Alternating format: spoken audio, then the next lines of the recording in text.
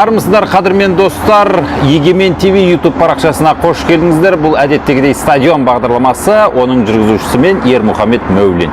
Қадірмен достар, бұл жолғы біздің нұсқамызда, бағдарламамызда мынандай мәселелерге тоқталып өтсек деген ойымыз бар. Яғни Еврокубок, қазақстандық футбол клубтар Еврокубок маусымында қалай өнер көрсетті және Астана командасының АПЛ-ге қарсы матчында біз не күтеміз, және сонымен қатар бізді тағы да қызықтырып отырған 4-ші қыркүйек күні басталатын іріктеу матчтары, яғни бүкіл Европада басталатын ұлттар лигасы жарысы және 6-ші қыркүйек күні Қазақстан ұлттық құрама командасы алғашқы матчын бастайды. Астана Арена стадионында олар Грузия құрама командасына қарсы матч өткізбек. Осы ойындарға жалпы тоқталып өтсек деген ойымыз бар.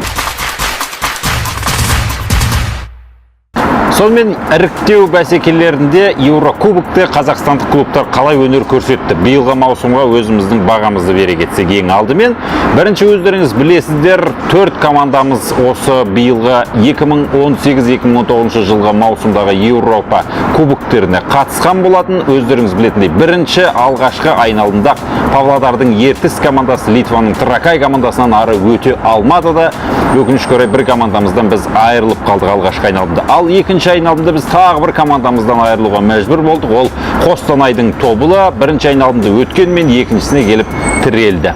Өкінішті әрине, ал одан кейін қалған екі командамыз қалды. Үшінші кезекті іріктеу кезеңінде Алматының Қайраты Сигма деген Чехияның клубына келіп тіреліп қалды да, плей-офф сатысына өте алмай қалды, өкінішке орай.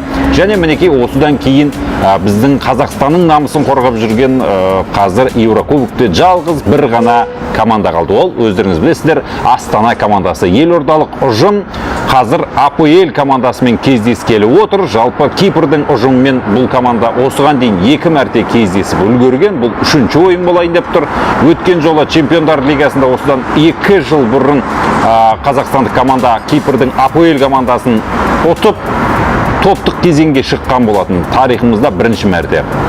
Ал енді бұл жолы қалай болады екен? Астана командасы әрине 2 матчтың текетірестің қорытындысы бойынша жеңіске жетіп өтетін болса, онда Еуропа лигасының топтық кезеңін өтеді. Бірақ қазір командада жағдай сәл қиындау. Өздеріңіз білесіздер, Чемпиондар лигасындағы матчта Динамо Загребке қарсы өткен 180 минут 2 матч ойында қазақстандық команда бірде-бір гол соққан жоқ.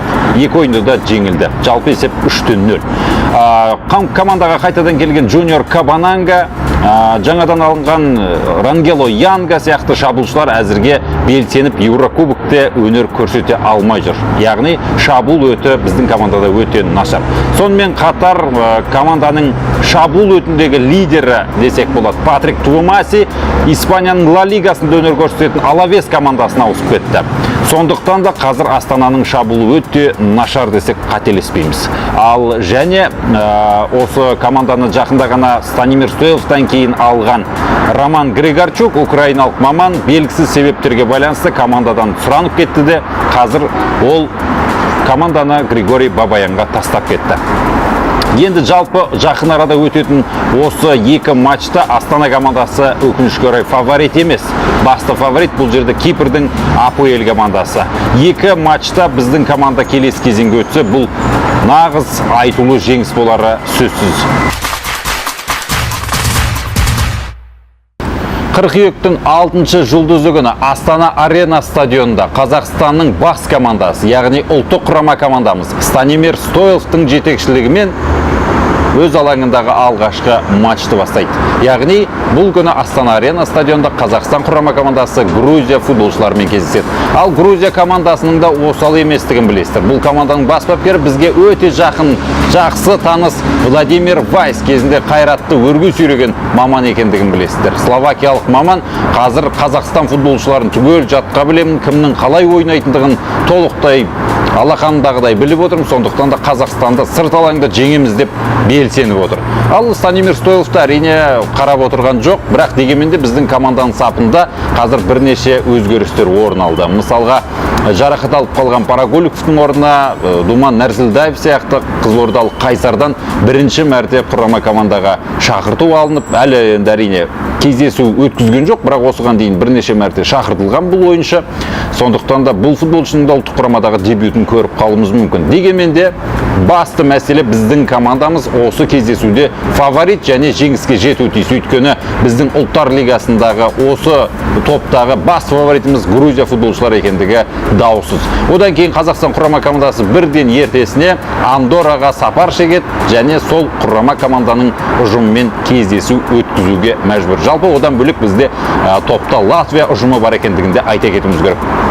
Көптеген европалық мамандар, посткеңестік елдердегі мамандардың айтуы бойынша осы топтың бас фавориті Қазақстан және келесі жоғарғы лигаға біздің құрама командамыз өтуі тиіс. Және осы жақында ғана өткізген жолдастық кездесуді де естеріңізге сала кетейін. Қазақстан құрама командасы Астана Арена стадионында Әзербайжанды 3-0 есебімен тас-талқан ұтқан болатын. Сондықтан да бұл жолы біз грузиялық футболшыларды да ұтуымыз керек.